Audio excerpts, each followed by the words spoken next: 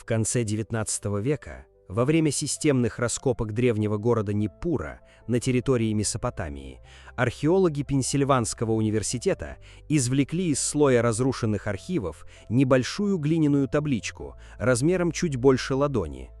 На первый взгляд, это был абсолютно стандартный шумерский фрагмент, плотная клинопись, привычная структура строк, типовой формат мифологических или хозяйственных записей.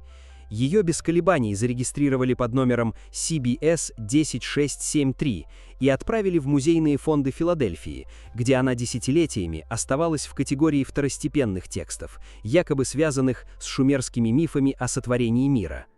Ссылка на саму табличку CBS 10673 и музейный каталог будет оставлена в описании, чтобы каждый мог самостоятельно проверить исходный материал и контекст ее классификации. Но здесь начинается первая трещина в этой истории. Классификация была сделана до полного прочтения, то есть смысл был назначен раньше, чем был понят текст, и это уже само по себе выглядит как ошибка, которая будет иметь последствия.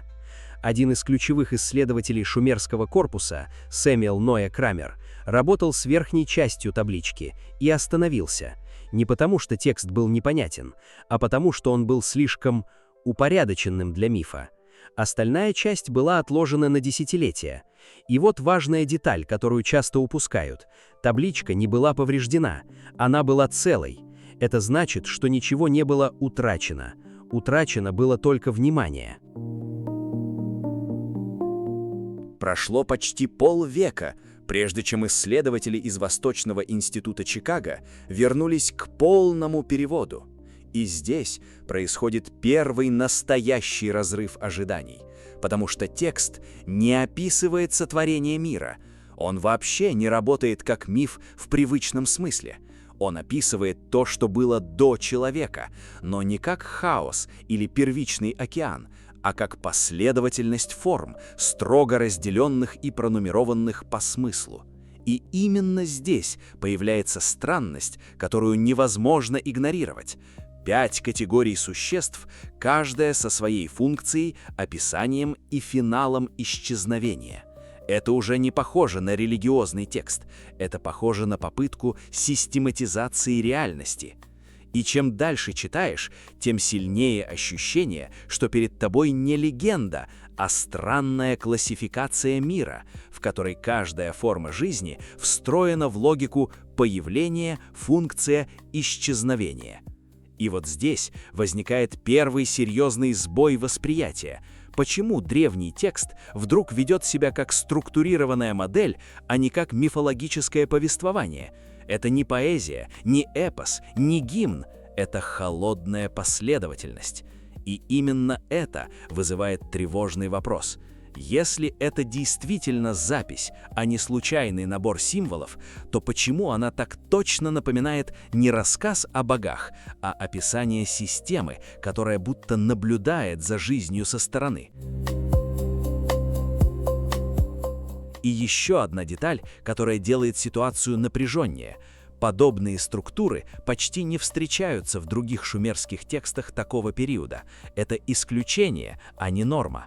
А исключения в археологии всегда требуют объяснения, потому что именно они чаще всего ломают устоявшиеся модели. И тогда появляется мысль, которую никто не спешит формулировать вслух.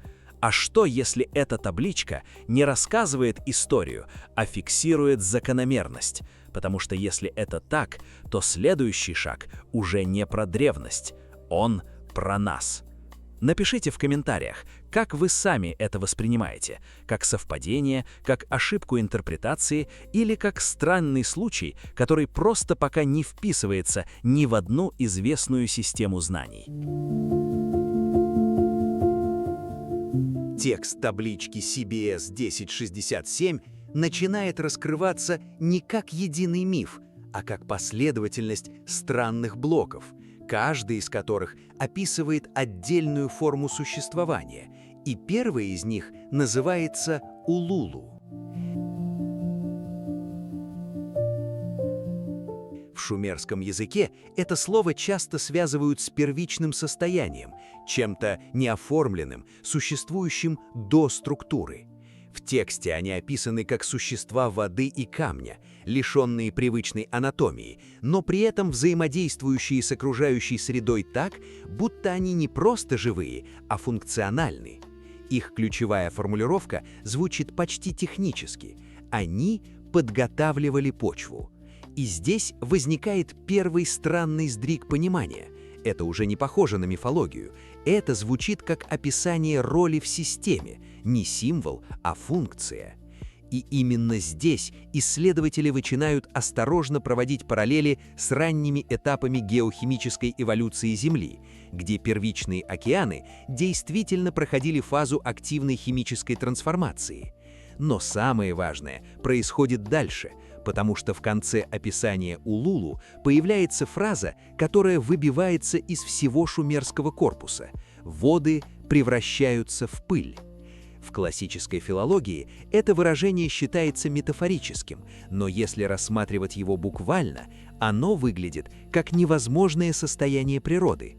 Однако современные геохимические исследования, включая работы, опубликованные в Proceedings of the National Academy of Sciences, описывают процессы, при которых океанические системы в условиях экстремального закисления теряют структурную стабильность, приводя к разрушению карбонатных образований и фактическому растворению морской среды в химическом смысле. Это не буквальная пыль, но эффект разрушения структуры воды как среды действительно фиксируется в моделях. И здесь возникает первая несостыковка, которую невозможно игнорировать. Древний текст использует образ, который неожиданно начинает напоминать научное описание катастрофических изменений океанических систем. Совпадение? Возможно. Но структура повторяется слишком точно, чтобы ее просто отбросить.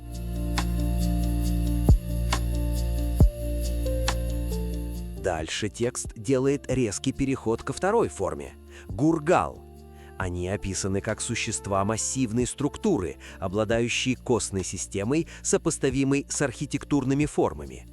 Их функция – потребление растительности и стабилизация земной поверхности.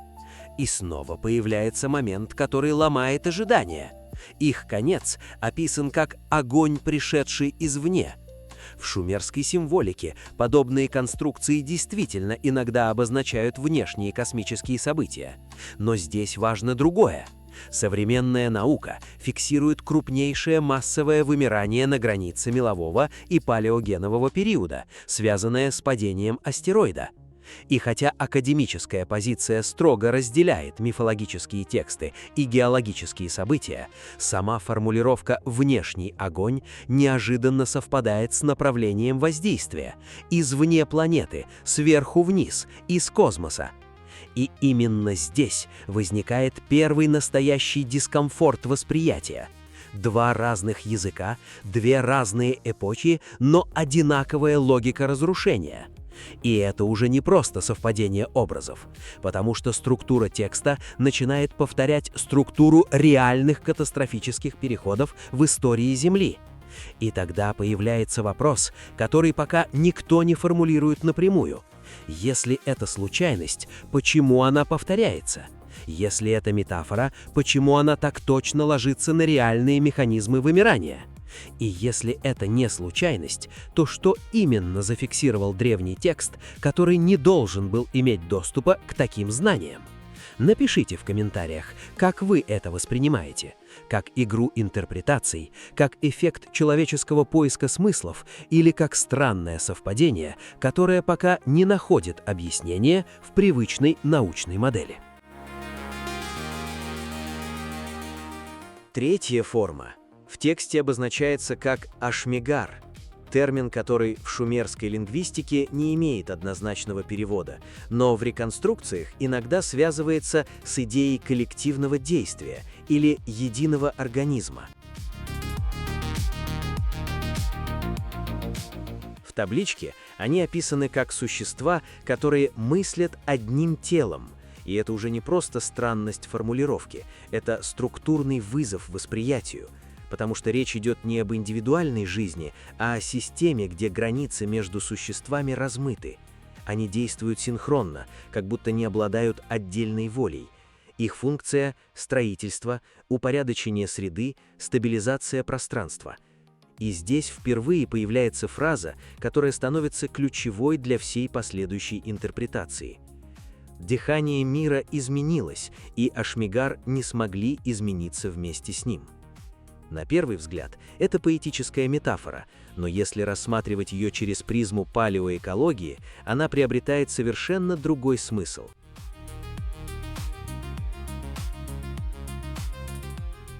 Современные геохимические реконструкции атмосферы Земли показывают, что в каменноугольный период уровень кислорода достигал значений до 30-35%, что радикально изменяло биологические возможности планеты.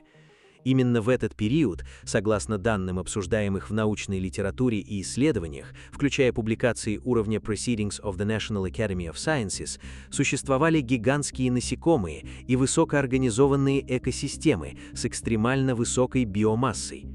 Но затем происходит резкий сдвиг, уровень кислорода падает, и экосистема буквально теряет условия для прежествования прежних форм жизни.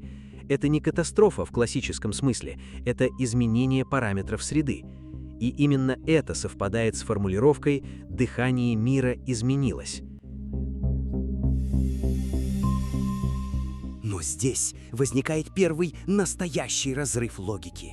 Почему древний текст описывает экологический переход как изменение дыхания мира, а не как событие или катастрофу? И почему он связывает это с исчезновением коллективной формы жизни, а не отдельных существ? Это уже выглядит как модель, в которой среда важнее индивида. И именно в этом месте текст начинает вести себя странно последовательно. Он не просто перечисляет исчезновения, он связывает их с изменениями фундаментальных условий существования. И чем дальше, тем сильнее ощущение, что речь идет не о мифе, а о системе описания разных уровней биологической устойчивости. И здесь появляется первый настоящий когнитивный удар.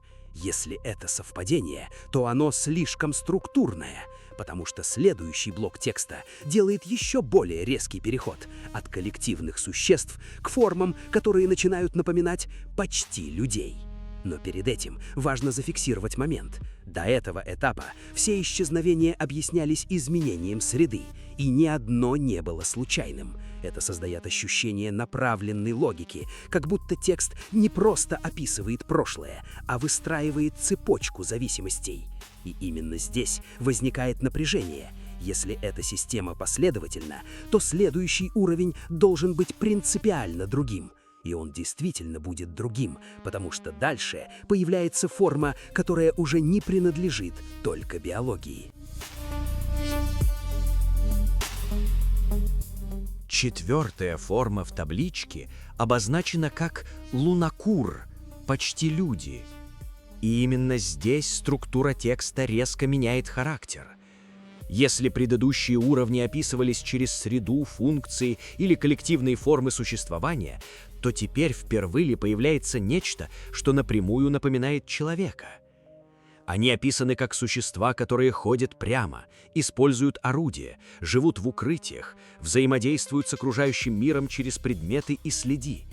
Они хоронят своих мертвых, создают примитивные структуры быта и, судя по формулировкам, обладают зачатками символического поведения. Но ключевая деталь не в этом. Ключевая деталь в их исчезновении.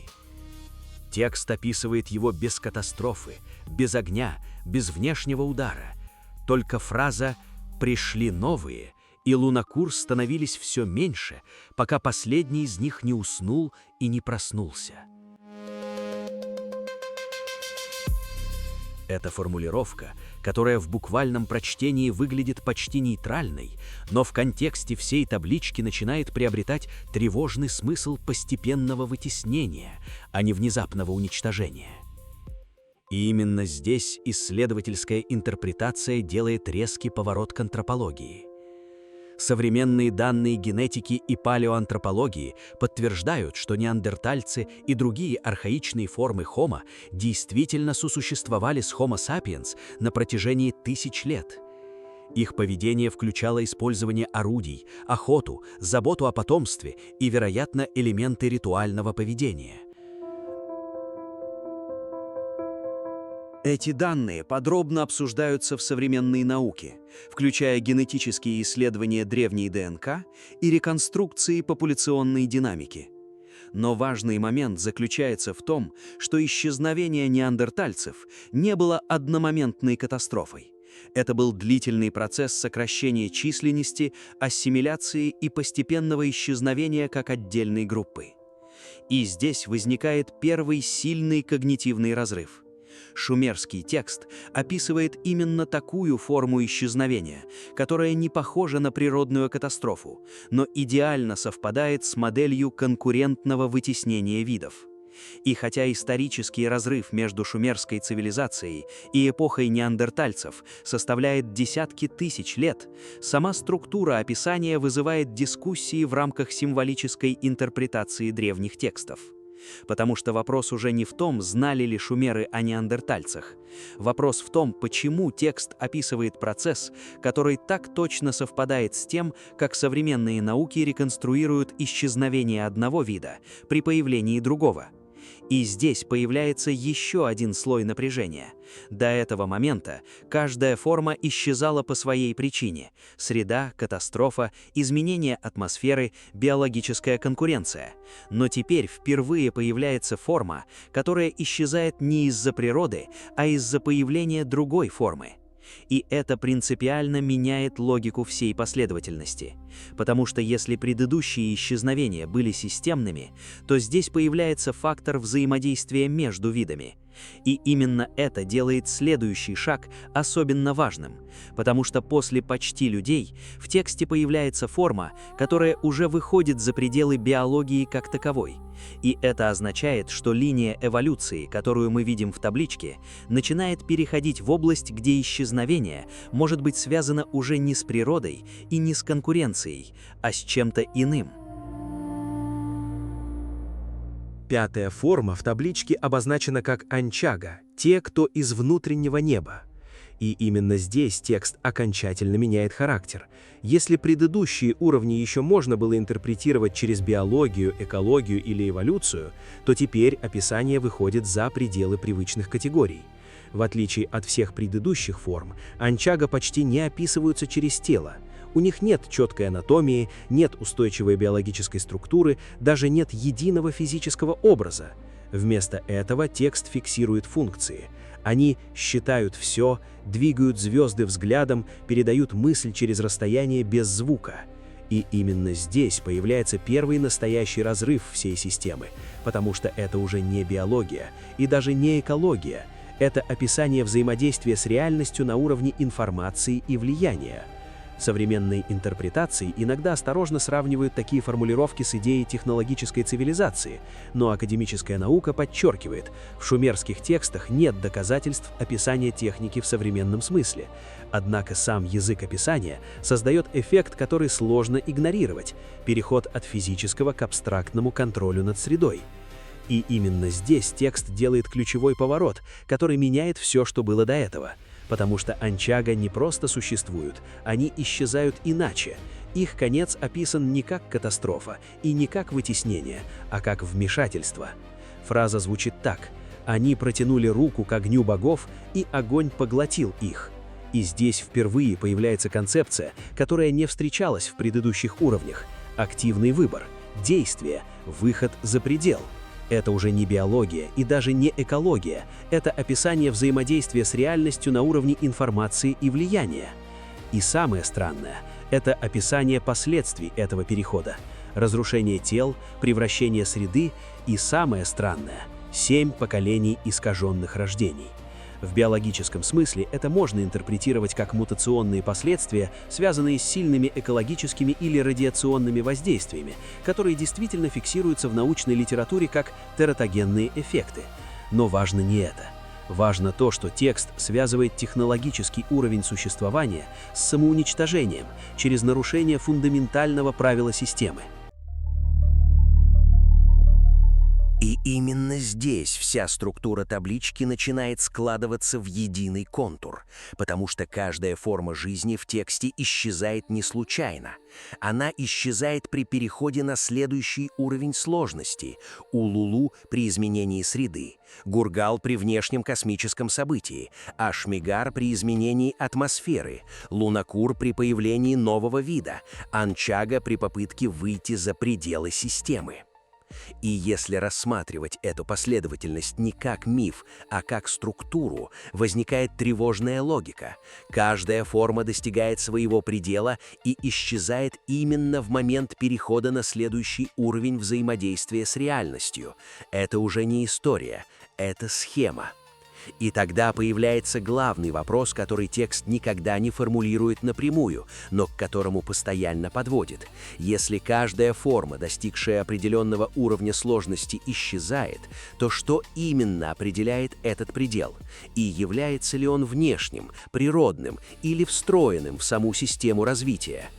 Именно здесь возникает финальный разрыв интерпретации, потому что если это просто совпадение символов, то оно слишком структурно, слишком последовательно, слишком идеально выстроено.